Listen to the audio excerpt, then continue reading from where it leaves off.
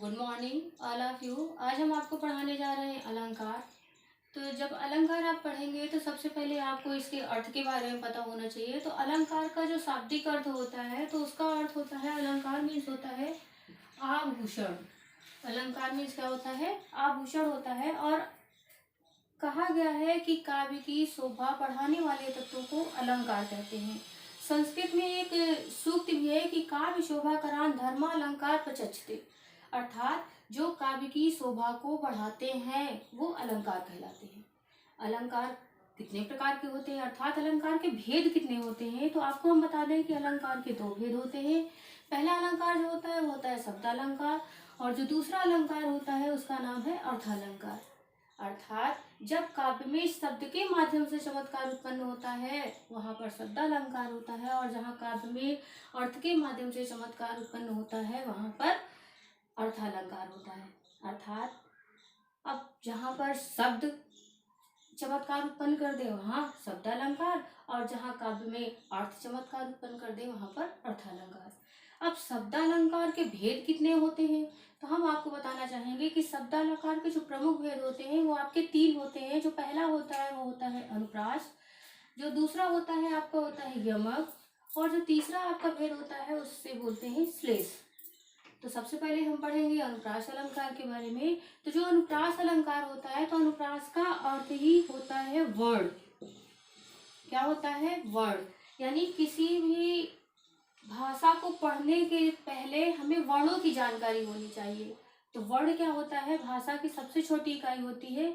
तो वर्ण यानी बार बार एक ही वर्ण की आवृत्ति, जहाँ पर एक ही वर्ण की आवृत्ति, किसी अक्षर की आवृत्ति यदि अनेक बार होती है तो वहां पर होता है अनुप्रास अलंकार। उसे क्या कहते हैं? अनुप्रास अलंकार। अब आपको उदाहरण के माध्यम से अच्छा समझ में आएगा कि उदाहरण क्या होता है। जैसे लिखा है आपका तरनी, तनुजा, तट, तमाल, तरुवर, बहुछाए।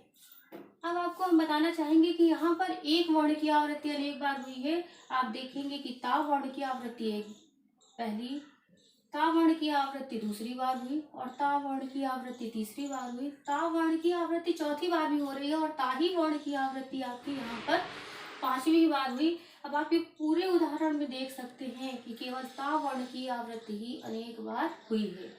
अर्थात जहाँ पर एक ही वर्ण, एक ही अक्षर की आवृत्ति यदि अनेक बार होती है तो वहां पर होता है आपका अनुप्रास अलंकार।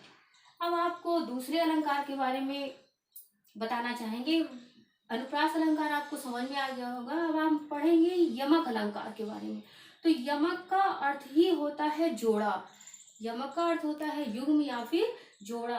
तो जब कोई शब्द अनेक बार आता है और प्रत्येक बार उसका भिन्न भिन्न अर्थ हो जाता है, अर्थात उसकी वो भिन्न भिन्न अर्थों को प्रकट करता है, उसे कहते हैं यमक अलंकार। जो भिन्न भिन्न अर्थ को प्रकट करता है उसे कहते हैं यमक अलंकार। उदाहरण क्या होता है? जैसे कनक कनकते सौगुनी माँ दत्ताधिकाय, वाह खाए बौराय जग, वाह पाए बौराय।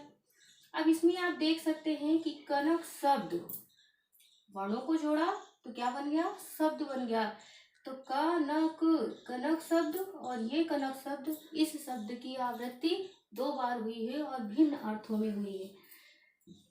जैसे पहले लिखा है कि कनक का अर्थ होता है वाह खाए बौराए जग। यदि तो पहले कनक का अर्थ होता है धतूरा।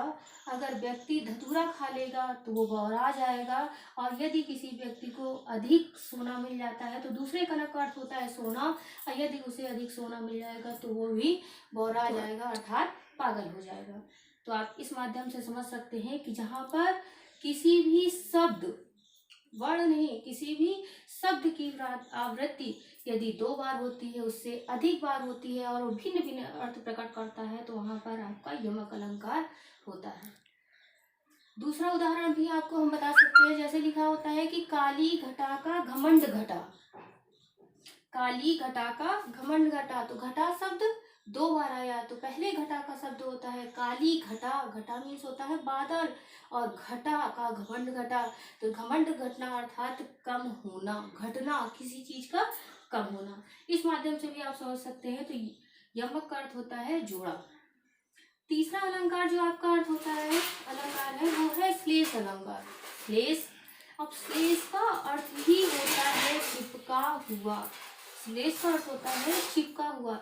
जैसे एक कागज होता है, अब उसी पे यदि आप एक कागज रखेंगे, उसको भी आपने चिपका दिया, फिर दूसरा रखेंगे, उसको भी आपने चिपका दिया, फिर तीसरा लेके आए, आपने तीसरा भी चिपका दिया, लेकिन कागज आपका क्या है, एक हो गया है, और वो क्या है, एक में ही चिपके हुए हैं।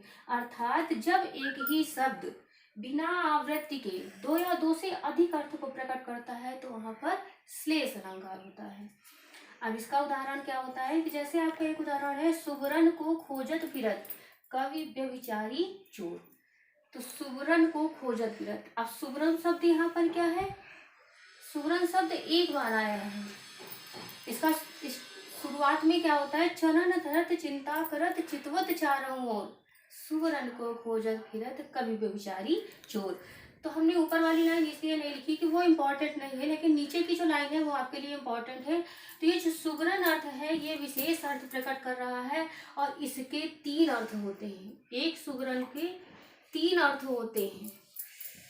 जैसे पहले सुवरन का अर्थ जो है लिखा है कवि के पक्ष में, तो कवि जो क्या ढूंढता रहता है, कवि हमेशा सुंदर वर्णों को ढूंढता है। क्या ढूंढता है, सुंदर वर्ण। और दूसरा जो अर्थ लिया गया है वो व्यभिचारी के लिए लिया गया है। तो जो व्यभिचारी होता है,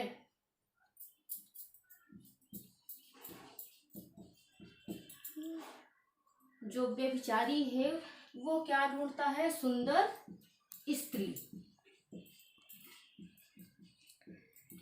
और जो आपका तीसरा है वो है चोर के लिए। तो जो चोर होता है, चोर के पक्ष में है, तो चोर सुवरन का अर्थ हो जाएगा चोर के लिए सोना। चोर क्या ढूंढता है, सोना ढूंढता है। अब आपको समझ में आ गया होगा अनुप्रास अलंकार, यमक अलंकार, श्लेष अलंकार।